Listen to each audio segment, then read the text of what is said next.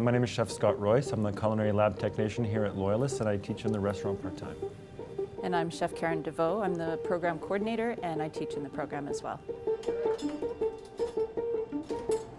My name is Melissa Roy, and I'm in culinary management. My name is Dallas Bernhardt, and I live in Deserano, and I go to Loyalist Culinary.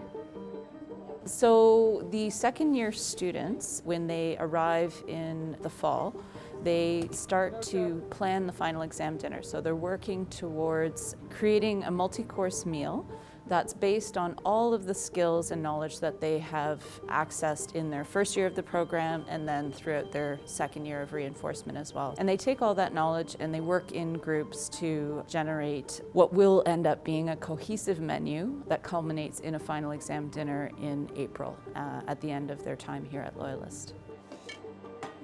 This year, again, we have some protocols in place in terms of how many students can be in the kitchen at once. But we've tried to keep the essence of this exam dinner consistent from what we've done in the past. The core of the project is still intact, but in other years we would have all the teams in every Wednesday together. It's not looking like we're going to be able to actually have guests in the dining room to even do the final exam dinner. So, you know, the focus now is, of course, on the actual testing and dish development itself. I've always had a passion for cooking and being creative with food. I've also done a lot of catering in my spare time just for hobby, and I have recognized that when you want to get people together, if you put food out there, they'll come, and I like to have that social aspect of it.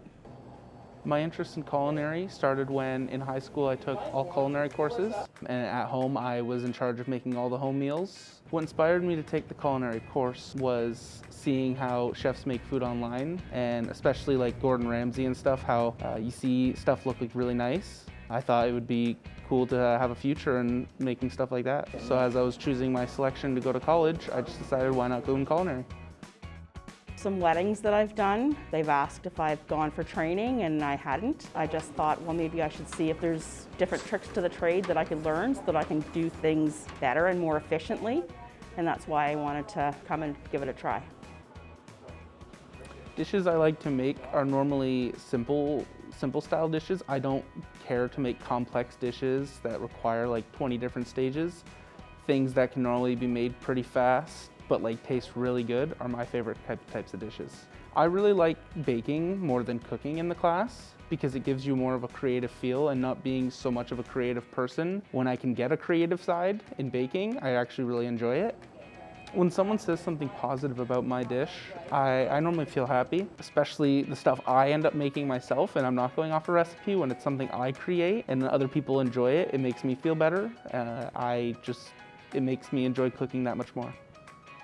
When I get to the end, so Chef John is very open to having us come to him and ask for help. He's been helping us with our rice pudding and just different ways and different techniques of being able to do that to enhance the flavor. He's come up with different ideas on how we can decorate the dish and elevate it so that it doesn't look like just a clump of rice pudding. Every time you touch it, you build gluten, right? Hi, I'm Chef John Schneeberger. I work at Loyalist College as a chef and pastry chef, and I look primarily after all of the baking and the pastry making. So I'm just there to help out every once in a while. So if they have a very specific pastry question or something that might be a little bit complex, sometimes they come to me and say, Chef, have you heard about this? And then we'll have a great conversation about how to go about making things absolutely stellar.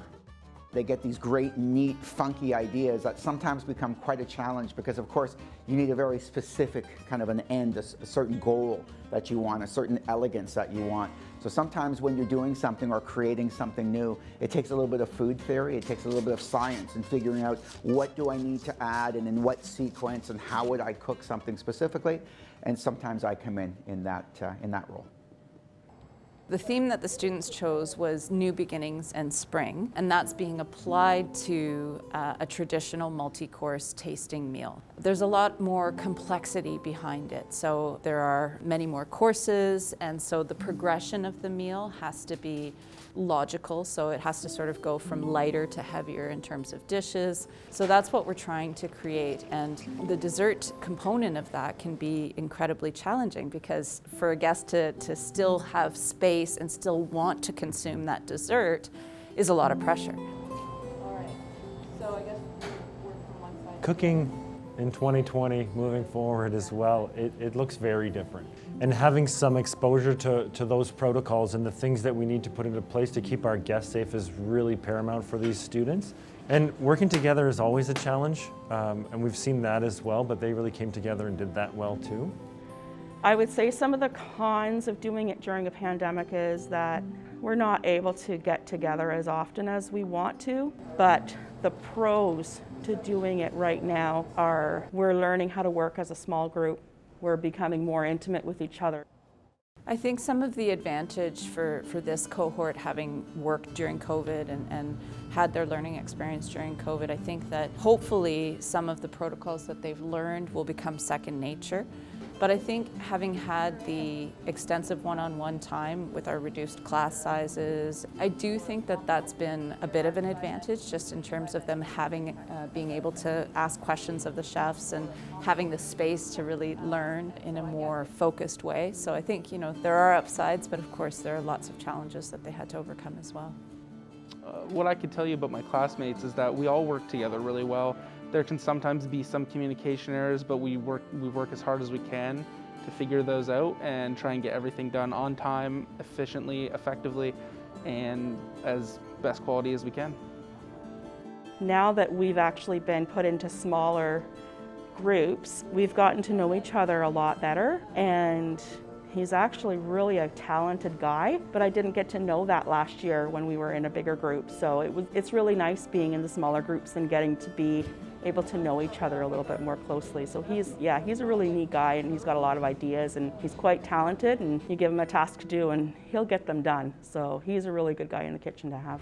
Melissa, she has a large family, and she's an accomplished caterer outside of here herself, and I think it's comfort food that she really likes to focus on and identifies with, and so I see some of that having gone into it. I also see Dallas as really having a great appreciation for those standard comfort items, so I think they brought that to the table, but then they also brought each of their own curiosity. They started with what they knew, and then they wanted to push the boundaries out. They wanted to expand on that. So I think that that's an amazing combination. And in terms of where they're at in their own personal development as chefs, it's exactly the approach that they should have taken. So I think they did a good job of bringing themselves and then pushing forward.